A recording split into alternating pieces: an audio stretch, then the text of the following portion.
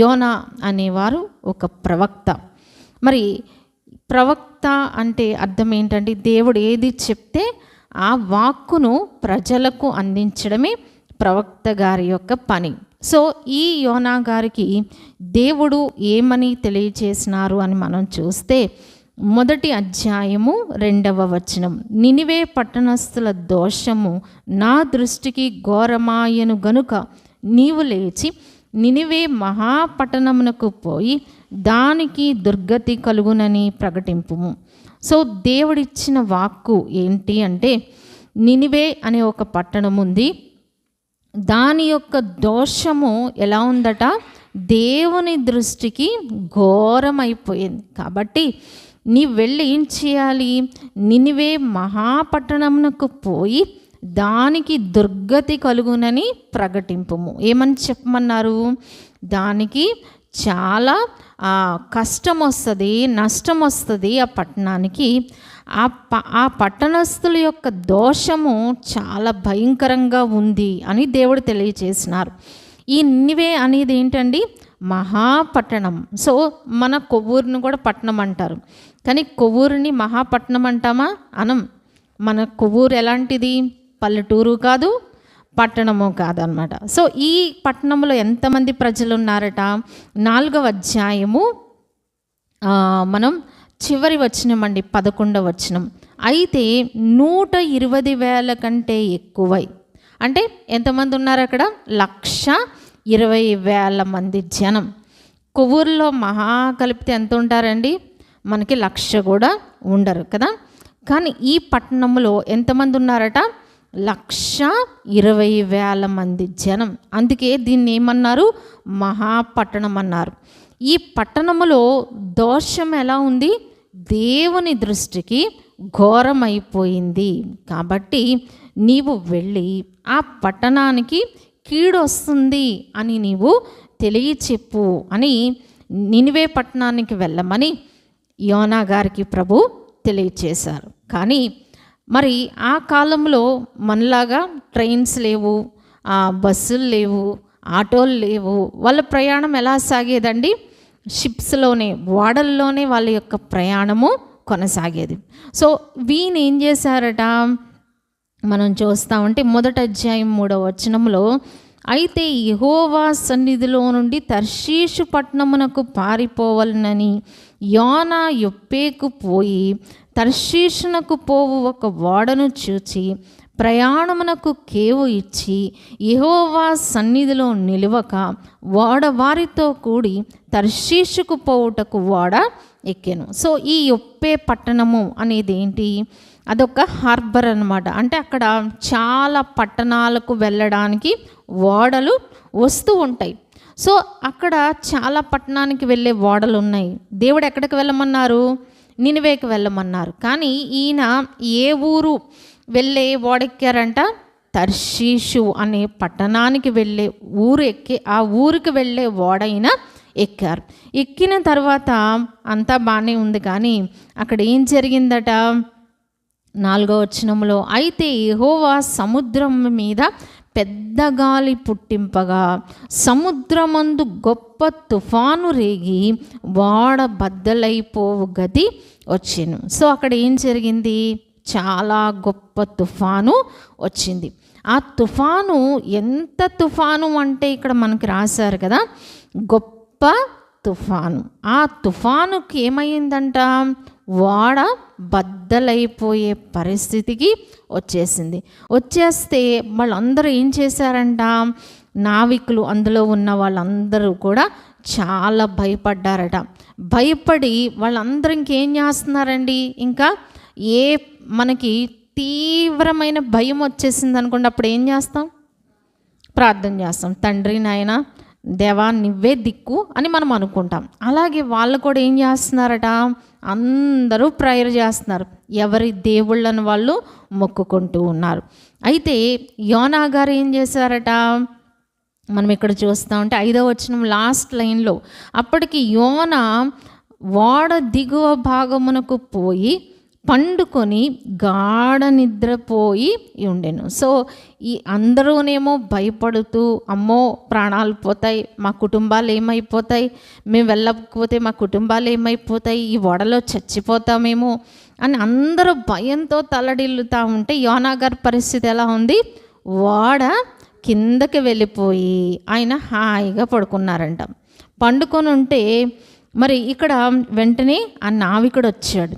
అది ఆయనకి ఎలాంటి నిద్ర పట్టిందండి? ఏదన్నా కష్టం వస్తే అసలు మనకి నిద్రే పట్టదు కదా. ఏమండి, కొంచెం అనారోగ్యం ఉంటే నిద్ర పట్టదు. కుటుంబంలో ఏదన్నా కలవరం ఉందనుకోండి, ఆ రాత్రి మనకి నిద్ర పట్టదు సహజంగా. కానీ యోనా గారి పరిస్థితి ఎలా ఉంది? గాఢ నిద్ర అన్నమాట. అంత నిద్రపోతూ ఉంటే నావికుడు వచ్చాడండి. 6వ వచనంలో ఏమంటున్నారు? ఓయి నిద్రపోతా, నీకేమి వచ్చినది? లేచి నీ దేవుని ప్రార్థించుము, మనము చావకుండా ఆ దేవుడు మన యందు కనికరముంచునేమో అనేను. సో ఈ నావికుడు ఏమంటున్నాడు? అయ్యో నిద్రపోతా, ఎంత పని చేశాను, హాయిగా నిద్రపోతున్నావు, ఈ ఓడలో మనం చనిపోకుండా కాపాడబడాలంటే నువ్వు లేచి ప్రార్థన చెయ్యి అని చెప్తూ ఉన్నారనమాట. అయితే ఇలాగ చెప్పిన తర్వాత ఆయన లేచాడో ప్రార్థన చేశాడో లేదో మనకి తెలియదు. కానీ ఇలాగ జరుగుతూ ఉండగా వాళ్ళల్లో వాళ్ళు అనుకున్నారంట, ఇదివరకు అప్పటి కాలంలో వాళ్ళు ఏం చేసేవారు? చీట్లు వేసేవారనమాట.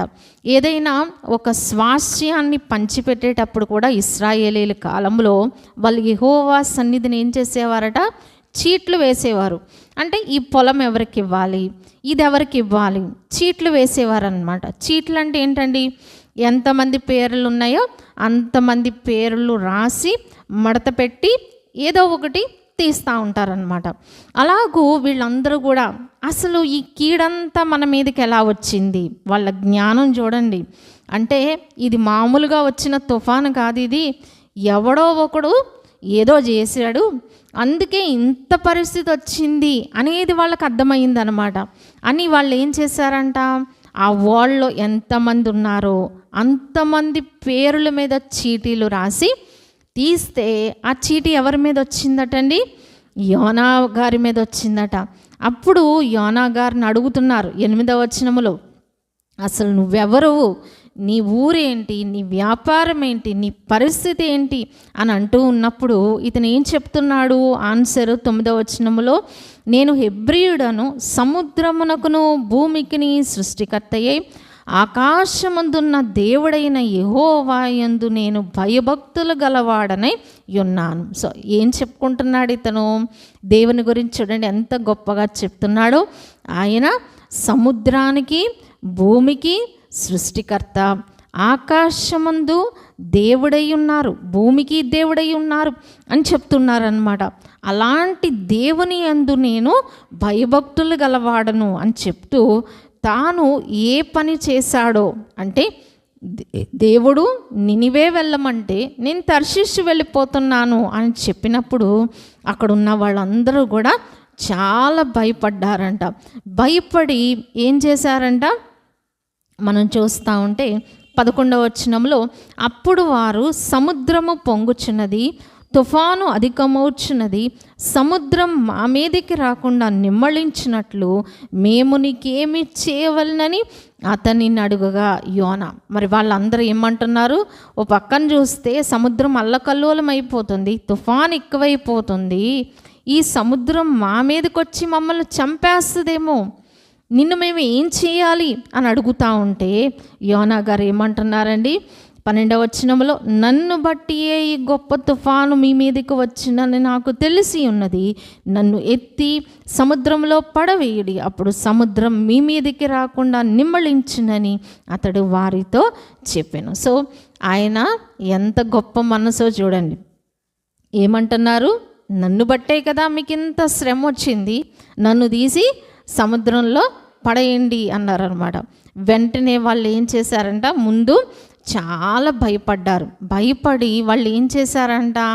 ఆయన పడేయమన్నాడు కానీ వాళ్ళు ఏం పడేయలేదు. వాళ్ళందరూ ఏం చేశారంట?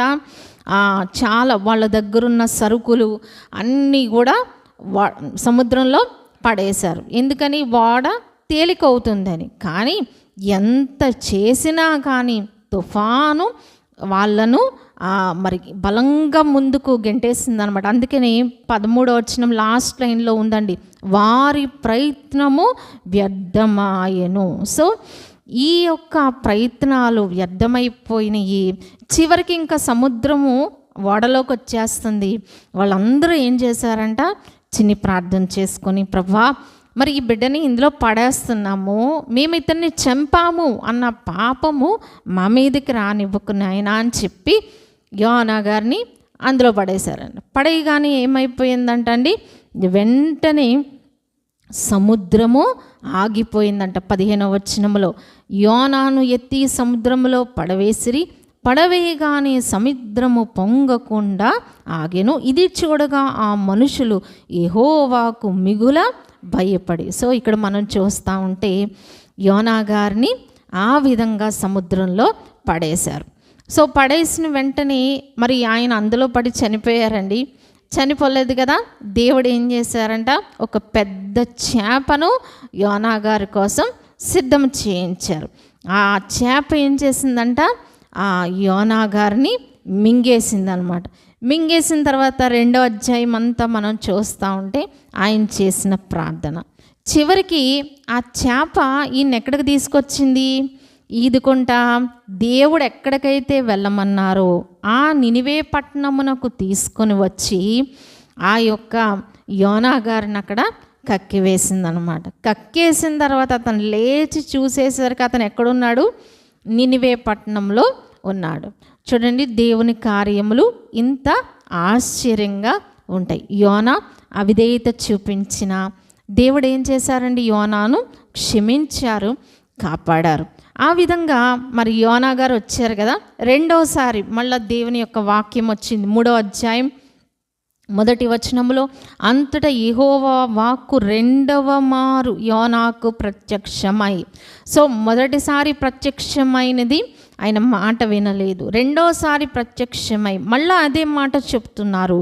ఏమని, నీవు లేచి నినివే మహాపురమునకు పోయి నేను నీకు తెలియచే సమాచారము దానికి ప్రకటన చేయము. సో ఈ యొక్క సమాచారం దేవుడు ఏదైతే చెప్పమన్నారో అక్కడ చెప్పమన్నారు. మరి ఈ నినివే పట్టణం గురించి ఇందాక చెప్పుకున్నాం. ఎంతమంది ఉన్నారండి అందులో, 120,000 మంది. సో ఈ పట్టణము మన కొవ్వూరు పట్టణం అంతా కాళ్ళ మీద నడిచి రావాలంటే ఎంత టైం పడుతుందండి, ఎన్ని రోజులు పడుతుంది?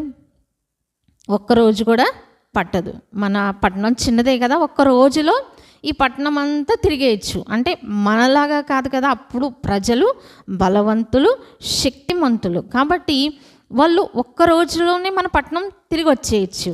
కానీ ఈ పట్టణం ఎలాంటిదట ఇక్కడ మనం చూస్తూ ఉంటే 3వ అధ్యాయం 3వ వచనంలో మనం చూస్తూ ఉంటే ఆ పట్టణము యొక్క నిడివి ఎంత అంటే లాస్ట్ లైన్లో దేవుని దృష్టికి గొప్పదై 3 దినముల ప్రయాణమంతా పరిమాణము గల పట్టణం. అంటే ఆ పట్టణాన్ని కాలి నడకన వెళ్ళి రావాలంటే 3 రోజులు పడుతుంది అన్నమాట, అంత గొప్ప పట్టణం. సో అక్కడ ఏం చెప్పమన్నారు అని మనం చూస్తూ ఉంటే 4వ వచనంలో యోనా ఆ పట్టణంలో 1 దిన ప్రయాణమంత దూరము సంచరించుచు ఇక 40 దినములకు నినివే పట్టణము నాశనమగునని ప్రకటన చేయగా.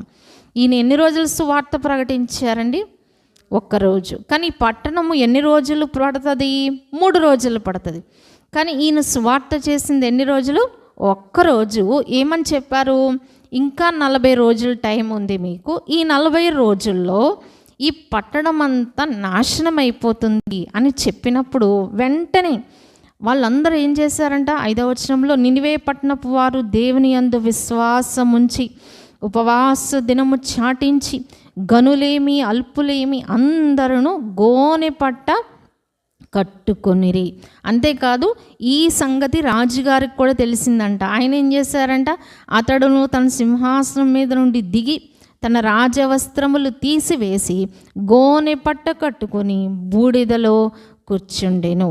మరియు రాజైన తానును ఆయన మంత్రులను ఆజ్ఞ ఇయ్యగా, ఒకవేళ దేవుడు మనస్సు త్రిప్పుకొని పశ్చాత్తాప్తుడై మనము లయము కాకుండా తన కోపాగ్ని చలార్చుకొనును గనుక మనుషులు ఏది పుచ్చుకొనకూడదు, పశువులు కానీ ఎద్దులు కానీ గొర్రెలు కానీ మేత మేయకూడదు, నీళ్లు త్రాగకూడదు. సో ఇక్కడ వీరు చేసిన ఉపవాసము ఏ విధంగా ఉందండి? ఒక్కరోజే ఆయన ప్రకటించారు. ఒక్కరోజే ప్రకటించేసరికి మిగిలిన వాళ్ళకు కూడా ఈ విషయం తెలిసి వీళ్ళందరూ వెంటనే ఏం చేశారంట? దేవుని యందు విశ్వాసం ఉంచి మొట్టమొదటిగా, రెండవదిగా ఏం చేశారు? ఉపవాస దినము చాటించారు. మనం ఇన్ని రోజులు ఉపవాసం ఉందాం అని చెప్పుకున్నారు. ఇంకేమంటున్నారు వాళ్ళు? గనులేమి అల్పులేమి అందరూ ఏం చేశారండి? గోని పట్ట కట్టుకున్నారు. అంతేకాదు వీళ్ళు చేసింది ఏంటంటే, పశువులు కూడా ఏం చేయలేదట? మేత తినలేదు, నీళ్ళు తాగకుండా వాళ్ళందరూ కూడా ఏం చేస్తున్నారండి? మనం 9వ వచనం లాస్ట్ లైన్స్లో ఉంటుంది, జనులు మనఃపూర్వకముగా దేవుని వేడుకొనవలనని దూతలు నినివే పట్టణంలో చాటించి ప్రకటన చేసిరి. యోనా గారేమో ఒక్కరోజు సువార్త చేస్తే ఆ పట్టణంలో రాజుగారు దూతల్ని పంపించి ఆ 3 రోజులు ప్రయాణమైన ఆ పట్టణమంతా చాటింపేయించారంట. ఏమని? మీరందరూ ఏం చేయాలి? గోనెపట్ట కట్టుకోండి, ఉపవాసం ఉండండి, పశువులు కూడా మేత మేయడానికి వీల్లేదు, ఎద్దులు అన్నీ కూడా ఏం చేయాలి? ఉపవాసం ఉండాలని ఎవరు చాటించేశారండి? రాజుగారి దూతలే చాటించేశారు. మరి యోనా గారికి ఎంత సులభమైన పని అంటారు కదండి? ఆయనకి చాలా సులభం. ఒక్కరోజే ఆయన ప్రకటిస్తే మిగిలినదంతా ఎవరు ప్రకటించారు? రాజుగారి దూతలను పంపించి, అయ్యో మన పట్టణము 40 రోజుల్లో కీడొచ్చేస్తుందంట, మీరందరూ లేచి ప్రార్థన చేయండి అన్నప్పుడు వాళ్ళందరూ కూడా ప్రార్థన చేశారట. అప్పుడు ఏం జరిగిందట అండి? 10వ వచనంలో ఇంకా వాళ్ళు చేసిన పని ఏంటండి? మనుషులందరూ తమ దుర్మార్గములను విడిచి తాము చేయు బలాత్కారమును మానివేయవలెను. ఏం చేశారంటండి వీళ్ళు? మనుషులు ఏం చేయాలట? దుర్మార్గతను విడిచిపెట్టాలి అని వీళ్ళు ఈ విధంగా ప్రకటన చేసినప్పుడు, వీళ్ళందరూ ప్రార్థన చేసినప్పుడు ఏం జరిగిందండి? 10వ వచనంలో, ఈ నినివే వారు తమ చెడు నడతలను మానుకొనగా వారు చేయుచున్న క్రియలను దేవుడు చూచి పశ్చాత్తాప్తుడై వారికి చేయుదునని తాను మాట ఇచ్చిన కీడు చేయక మానేను. సో వీళ్ళ మీదకి ఆ కీడు వస్తుందని దేవుడు ప్రకటించారు, కానీ వాళ్ళందరూ చేసిన క్రియలు దేవుడు చూచి ఏం చేశారట? ఆ కీడు వారి మీదకి రాకుండా కాపాడారు. సో వీళ్ళందరూ ఏం చేశారు? ఉపవాసము చేశారు. ఉపవాసము వీళ్ళ ప్రార్థన ఎందుకు ఆలకించబడింది అంటే, ఉపవాసం అందరము చేస్తాం, కానీ ఉపవాసంతో మనం ఏం చేయాలట? ఇక్కడ మనం చూస్తూ ఉంటే దుర్మార్గములను విడిచిపెట్టాలి, మరి బలాత్కారము మానివేయాలి. బలాత్కారం అంటే ఏంటండి? కొంతమంది బలవంతంగా ఎదుటవారిది దోచుకుంటూ ఉంటారు, బలవంతంగా ఎదుటవారి మీద డామినేట్ చేస్తూ ఉంటారు. ఇలాంటి బలాత్కారములన్నీ కూడా మానివేశారట. సో ఇంకేం చేశారండి? హృదయపూర్వకంగా దేవుణ్ణి వేడుకున్నారంట. మనం చెప్పుకున్నాం పోయిన ఆదివారం, మన ఫోకస్ దేని మీద ఉంటుంది? ప్రార్థనలో మనకి ఏముండదు? పట్టుదల ఉండదు. మనం ఇక్కడే ఉంటాం, ప్రార్థన చేస్తాం, కానీ మన మనసు ఏమవుతుంది? ఎక్కడెక్కడో తిరుగుతూ ఉంటుంది. హృదయపూర్వకంగా దేవుణ్ణి మనం వేడుకోవాలి. ఇలాగో చేసిన తర్వాత ఇంకేం చేశారంటండి? దేవుడు ఏం చూచారట? 10వ వచనములో, తమ చెడు నడతలు మానుకొనగా. సో మనం ఉపవాసము చేసినప్పుడు మన ప్రార్థనలు ఆలకించబడాలి అంటే ఏం చేయాలండి? చెడు నడతలు మనము మానుకోవాలి. అంటే దేవుని దగ్గర ఒప్పుకోవాలి, వాటిని మనం విడిచిపెట్టాలి. అప్పుడే దేవుడు ఏం చేశారండి? నినివే వారు చేసిన క్రియలను చూచి వారికి చేస్తాను అన్న కీడు వారికి చేయకుండా దేవుడు కాపాడారు. కాబట్టి మనకి సొదొమ గొమొర్రా పట్టణం గురించి తెలుసు. సొదొమ గొమొర్రా పట్టణము నశింపచేస్తానని దేవుడు దానికి వార్నింగ్ ఇచ్చారండి. నినివే పట్టణానికి వార్నింగ్ ఇచ్చారు, హెచ్చరిక ఇచ్చారు, నేను 40 రోజుల్లో ఈ పట్టణాన్ని పాడు చేస్తాను అని. కానీ సొదొమ గొమొర్రా పట్టణానికి ఇచ్చారా? ఇవ్వలేదు. ఇవ్వకుండా దాని మీద ఏం చేశారు? అగ్ని గంధకాలు కురిపించి నాశనం చేశారు. అంటే ఎవరు ధన్యులు అంటారు ఇక్కడ? నినివే పట్టణపు వారు దోషము చాలా ఘోరంగా ఉంది. సొదొమ గొమొర్రా పట్టణముల దోషము ఘోరంగానే ఉంది. సొదొమ గొమొర్రా పట్టణంలో ఎవరు రక్షించబడ్డారండి? లోతు తన కుటుంబం మాత్రమే రక్షించబడింది. కానీ ఇక్కడ ఈ పట్టణపు వాళ్ళందరూ కూడా ఏం చేశారు? అందరూ రక్షించబడ్డారు. అంటే వారికి అట్లీస్ట్ ఆ వార్నింగ్ కూడా వాళ్ళకి వెళ్ళలేదు. కానీ ఈనాడు దేవుడు మనకి హెచ్చరికలు ఇస్తూ ఉన్నారంటే అది ఎంత గొప్ప సంగతి అంటారు. వీళ్ళు హెచ్చరికలు ఇవ్వలేదు, అక్కడ వాళ్ళందరూ నాశనం అయిపోయారు. కానీ ఇక్కడ హెచ్చరిక ఇచ్చినప్పుడు వీళ్ళల్లో ఏమొచ్చింది? మారు మనసు వచ్చిందనమాట. మా చెడు నడతలు మేము మానుకోవాలి అని వీరికి దేవుడు ఆ అవకాశమును ఇచ్చినారు. సో మనకి కూడా దేవుడు హెచ్చరికలు ఇస్తూ ఉన్నారు. వాక్యం చదువుతూ ఉన్నప్పుడల్లా మనకి ఏమొస్తుందండి? హెచ్చరిక అన్నమాట. ఈ హెచ్చరికను మనం ఏం చేయాలి? స్వీకరించాలి. చాలా కంట్రీస్లో మరి యుద్ధాలు ఎక్కువగా జరిగే దేశాల్లో ఎలా ఉంటుందంటే ప్రతి ఇంటికి కూడా ఒక గది ఉంటుందన్నమాట, అండర్ గ్రౌండ్. అది బాంబ్ షెల్టర్ అంటారు. అంటే వాళ్ళు అలాంటి ప్రయోగించినా కానీ వాళ్ళు పాడవకుండా వాళ్ళు ఏం చేస్తారు? వాళ్ళు ఎంత కాల్పులు జరిగినా కానీ ఆ గోడల్లో నుంచి అవి వెళ్ళలేవన్నమాట. ఒక రూమ్ స్పెషల్గా వాళ్ళకి ప్రతి ఇంటికి ఉంటుందన్నమాట. ఎప్పుడైతే యుద్ధం వచ్చిందో అక్కడ సైరన్స్ వినబడతా ఉంటాయి. వాళ్ళకి అలారం, మనకి ఇప్పుడు అగ్ని ఆర్పడానికి కారు వస్తుంది కదండి, దానికి ఏమొస్తుంది? గంటల శబ్దం వస్తుంది. అలాగే వాళ్ళ పట్టణం అంతా కూడా సైరన్స్ వేస్తారనమాట, సౌండ్ చేస్తారు, ఒక రకమైన సౌండ్. వెంటనే వాళ్ళందరూ ఏం చేయాలి? అందులోకి పారిపోయి వాళ్ళు తలుపులు వేసుకోవాలి. అప్పుడు ఎన్ని రకాలుగా వాళ్ళు అవతల శత్రువు నష్టము చేసినా వీళ్ళ బిడ్డలు క్షేమంగా ఉంటారు. సో దేవుని యొక్క వాక్యము కూడా ఎలాంటిదండి?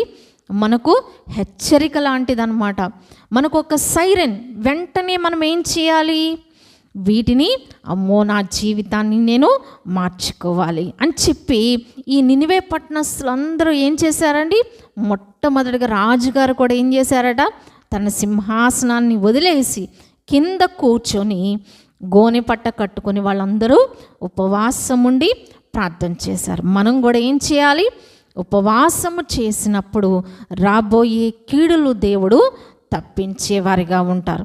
దేవుడు మనకి చూపిస్తూ ఉంటారు, ఫలానా వైపు నుంచి కీడు రాబోతుంది అని మనకి తెలియజేసినప్పుడు మనకి దేవుడు ఒక కలలోనో ఒక దర్శనములోనో మరి ఏదో విధంగా మనకి తెలియజేసినప్పుడు ఏం చేయాలండి? వెంటనే మనం తగ్గించుకొని ఉపవాసం ఉండడమే కాదు, చెడు నడతలు మనము మానివేయాలి, బలాత్కారము మానివేయాలి. అప్పుడు దేవుడు వారిని కరుణించినట్లుగా మనము చూస్తూ ఉన్నాం. అదే కీర్తనల సామెతల్లో కూడా ఒక మాట చదువుకొని మనం ముగించుకుందామండి. సామెతల గ్రంథము 14వ అధ్యాయము, సామెతల గ్రంథము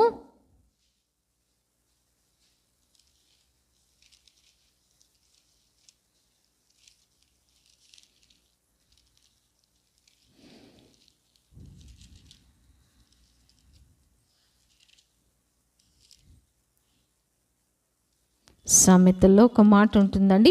అతిక్రమములను దాచిపెట్టువాడు వర్ధిల్లడు, వాటిని ఒప్పుకొని విడిచిపెట్టువాడు కనికరము పొందును. దేవుని కనికరమును మనం ఎప్పుడు పొందుతామండి? అతిక్రమములు 28వ అధ్యాయం అండి, 552వ పేజీ, సామెతల గ్రంథం 28వ అధ్యాయము 13వ వచనం. అతిక్రమములను దాచిపెట్టువాడు వర్ధిల్లడు, వాటిని ఒప్పుకొని విడిచిపెట్టువాడు కనికరము పొందును. సో ఇక్కడ అతిక్రమాలు అంటే మన జీవితాల్లో ఏది క్రమము కాదో అదన్నీ కూడా అతిక్రమమే. మనకి తెలుసు మన కుటుంబంలో మనం ఎన్ని అతిక్రమాలు చేస్తున్నాము. సో ఆ అతిక్రమాలను మనం దాచిపెట్టుకోవడం వలన మనము వర్ధిల్లం. నినివే పట్టణస్థులు మీకు దుర్గతి కలుగుతుంది అని చెప్పగానే వాళ్ళు ఏం చేశారండి? వాళ్ళ అతిక్రమాలు ఒప్పుకున్నారు, విడిచిపెట్టారు. మనం ఏం చేస్తున్నాం? ఒప్పుకుంటున్నాము కానీ విడిచిపెట్టట్లేదు. కొంతమంది ఒప్పుకోరు. సో మనం దాచిపెట్టుకోవడం వలన మన జీవితాలకు ఏముండదట? వర్ధిల్లే పరిస్థితి ఉండదు.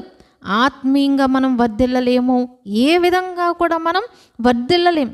దేవుని కనికరం మనం పొందాలి అంటే ఒప్పుకోవాలి, విడిచిపెట్టాలి. ఈ 2 పనులు చేయాలన్నమాట. ఒప్పుకోవడం, విడిచిపెట్టడం. చేసిన తప్పే మళ్ళా చేస్తే దాని గురించి దేవుని యొక్క వాక్యం ఏం తెలియచేస్తుంది? కుక్క తన వాంతికి తిరుగునట్లు, కడుగబడిన పంది బురదలో దొర్లినట్టు ఉంటుందంట. మనము చేసిన పాపమే తిరిగి చేస్తూ ఉంటే ఎలా ఉంటుందంటే, దేవుని వాక్యంలో ఒకసారి చదువుకుందామండి. 2వ పేతురు పత్రిక పేజ్ నెంబర్ 219, 219వ పేజీ, 2వ అధ్యాయము చివరి వచనం అండి, 22వ వచనం, పేజ్ నెంబర్ 219, 2వ పేతురు పత్రిక 2వ అధ్యాయం 22వ వచనం. కుక్క తన వాంతికి తిరిగినట్టును, కడుగబడిన పంది బురదలో దొర్లిటకు మళ్ళినట్టును అను నిజమైన సామెత చెప్పున వీరికి సంభవించెను.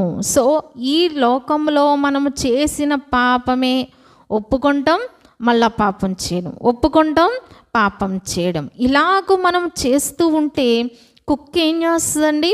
దానికి ఏదన్నా పెట్టామనుకోండి ఫుల్గా తినేస్తుంది. తినేసిన తర్వాత ఏం చేస్తుంది? ఎక్కడో చోటకు వెళ్ళి కక్కుకుంటుంది. ఆ కక్కుకున్నదే మళ్ళీ ఏం చేస్తూ ఉంటుంది? మళ్ళా తింటూ ఉంటుంది. ఎంత అసహ్యంగా ఉంటుంది అంటారు. అలాగే పందిని మనము ఎంతగా ప్రేమించినా, ఎంతగా దాన్ని సాకినా అదేం చేస్తుంది? దానికి ఏం కావాలి? ఎప్పుడు బురద కావాలి. బురదలో ఉండడమే దానికి ఇష్టము. సో ఎంత కడిగినా, మనం కడిగి అలా లోపలికి వెళ్ళేసరికి మళ్ళీ బురదలోనికి వెళ్ళిపోతుంది. సో మనం కుక్క వలె ఉండకూడదట, పంది వలె ఉండకూడదు. అందుకే నీ రక్తమే అనే పాటలో పాడుకుంటాం కదా, భక్తుడు ఏమని పాడారు? పంది వలె పొర్లాను, కుక్క వలె తిరిగాను అని పాడుతూ ఉన్నారనమాట. అంటే మనం కూడా మన జీవితాలను మార్చుకోకపోతే మన స్థితి కూడా దేవుడు దానితో పోల్చారు. కాబట్టి నినివే పట్టణస్థులు ఏం చేశారండి? వెంటనే మార్పు చెందారు. మనం కూడా ఉపవాసం ఉన్నప్పుడు ఎక్కడ మనం చెడు నడతలు చేస్తూ ఉన్నామో వాటిని ఏం చేయాలి? మనం మానివేయాలి. బలాత్కారము మానివేసి దేవుని కనికరము పొందడానికి వాళ్ళందరూ ఏం చేశారండి? పశువులు, మరి ఎద్దులు అన్నీ కూడా ఏం చేసినాయట? ఉపవాసం ఉన్నాయి. మనం కూడా ఏం చేయాలి? ఆ విధంగా మన ఇంటి వారందరితో ఉపవాసము చేసినప్పుడు ఏ కీడైతే దేవుడు చేస్తానని చెప్పినాడో ఆ కీడును దేవుడు వారి మీదకి రాకుండా కాపాడారు. కాబట్టి మన మీదున్న కీడులు తప్పించుకోవాలి అంటే ఏం చేయాలండి? ఉపవాస ప్రార్థన. మన కొరకు, మన కుటుంబం కొరకు, మన బిడ్డల కొరకు మనం ఏం చేయాలి? ఉపవాసం ఉండి ప్రార్థన చేయాలి.